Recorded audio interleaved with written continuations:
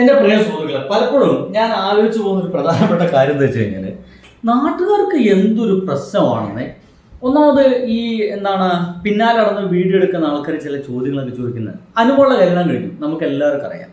അനുമോളുടെ കല്യാണം കഴിഞ്ഞു.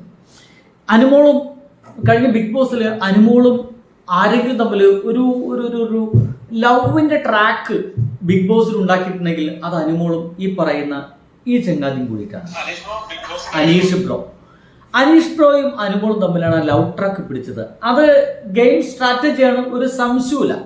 ആളുകളൊക്കെ സംശയിച്ചിരുന്നു ഇനി അനുമോളെങ്ങാൻ ലെവന് വിവാഹം കഴിക്കുമോ എന്ന ഭയങ്കര കൺഫ്യൂഷൻ പോലും ഉണ്ടായിരുന്നു. കാരണം പണ്ടത്തെ നമ്മുടെ പേളി മാണി കൂട്ടുകെട്ട്, അന്നൊരു കല്യാണത്തിലേക്ക് ആ ഒരു സംഗതി തിരിഞ്ഞ പോലൊരു പരിപാടി ഇവിടെയും ഉണ്ടാകുമോ എന്നായിരുന്നു ആളുകളുടെ സംശയം. അവിടെ നിൽക്കട്ടെ, അവസാനം അനുമോളെ കല്യാണം കഴിയുന്നു. ആരെയും അറിയിച്ചില്ല, ഒരു വേട്ടാവളിയന്മാരെ അറിയിച്ചില്ല. രഹസ്യമായിട്ടായിരുന്നു കല്യാണം എന്നൊക്കെ പറയേണ്ടി വരും. ഒരു ദിവസം രാവിലെ ഗുരുവായൂരിൽ വെച്ച് താലികിട്ട് നടക്കുന്നു. That's interesting. ഒരു തമിഴ്നാട്ടുകാരനാണ്, ഒരു സ്റ്റൈലൻ ചെറുപ്പക്കാരനാണ്. ഇപ്പൊ വേറൊരു രസകരമായ സംഭവം എന്ന് വെച്ച് കഴിഞ്ഞാൽ, അനുമോളേക്കാൾ 4 വയസ്സ് എളുപ്പമാണത്രേ ഈ ചെറുപ്പക്കാരൻ എന്ന് പറഞ്ഞുകൊണ്ടുള്ള വേറെ വർത്താനം. ഒന്നും മിണ്ടാതിരിക്കണേ, നമുക്കതാ പറയുള്ളത്. പ്രായമൊന്നും ഇതിൻ്റെ ഒരു അടിസ്ഥാന ഘടകമല്ലടേ. അതൊക്കെ ഒന്ന് ഒഴിവാക്ക്. പരസ്പരം മനസ്സിലാക്കി സ്നേഹിച്ച് ജീവിക്കാൻ കഴിയുന്നുണ്ട് എന്ന് മാത്രമേ ഉള്ളൂ. അണ്ടർസ്റ്റാൻഡിങ്ങാ, അഡ്ജസ്റ്റ്മെന്റിനേക്കാൾ കൂടുതൽ അണ്ടർസ്റ്റാൻഡിങ്ങാ അത് ഉണ്ടാകുന്നു എന്ന് മാത്രമാണ് ചിന്തിക്കേണ്ടതുള്ളൂ.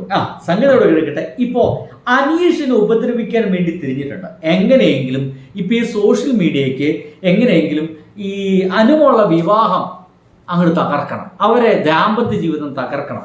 ചോദ്യം കേട്ടോളൂന്നേ. നമ്മുടെ പ്രിയ സുഹൃത്ത് നമ്മുടെ അനുമോളുടെ വിവാഹമായിരുന്നല്ലോ. നിങ്ങള് എന്തായാലും ഭക്ഷണം കഴിച്ചിട്ടുണ്ടാവില്ല വിചാരിക്കുന്നു. പോയായിരുന്നു, കല്യാണത്തിന് പോയായിരുന്നു അനീഷ്?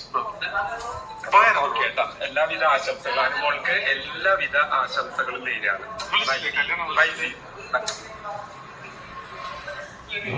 എന്തൊക്കെ ചോദ്യങ്ങളാ അല്ലേ, എന്തൊക്കെ ചോദ്യങ്ങൾ. അനുമോളെ കല്യാണത്തിന് പോയായിരുന്നോ, വിളിച്ചായിരുന്നോ? പക്ഷേ ലെവൻ വളരെ ഭംഗിയായിട്ട് അവർക്കൊക്കെ ഉത്തരം കൊടുത്തു, ചിരിച്ചുകൊണ്ട്. അനുമോൾക്ക് എല്ലാവിധ ആശംസകളും. ചിരിച്ചുകൊണ്ടാണ് പലരും ചോദിക്കുന്നത് ഇതിന്റെ കമന്റിലല്ലേ, ചിരിച്ചിട്ടാണല്ലോ പറഞ്ഞേ, വേദനയോടല്ലല്ലോ. ചിരി കണ്ടാ അറിയാം കല്യാണം വിളിച്ചില്ല എന്ന്. ഇനി വിളിച്ചാലും അണ്ണൻ പോകില്ല എന്ന് വേറൊരാള്. ഗ്രേറ്റ് റിപ്ലൈ എന്നൊക്കെ ചില ആൽഫകൾ കമന്റ് അടിച്ചിട്ടുണ്ട്.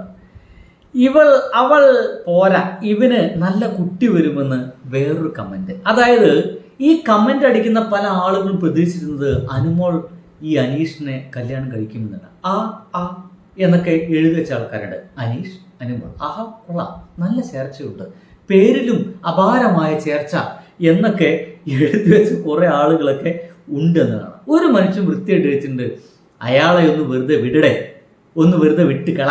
ജീവിതമാണ്. ആരെങ്കിലും ജീവിതത്തിലേക്ക് ആളുകളെ ക്ഷണിക്കട്ടെ, അവർക്ക് ഇഷ്ടമുള്ള ആളുകളെ ക്ഷണിക്കട്ടെ, അവരൊന്നിച്ച് ജീവിക്കട്ടെ. ആ സുന്ദരമായ ജീവിതം കണ്ട് നമുക്ക് സന്തോഷിക്കാനുള്ള എല്ലാ കാര്യങ്ങളും നമുക്കുണ്ടാവട്ടെ.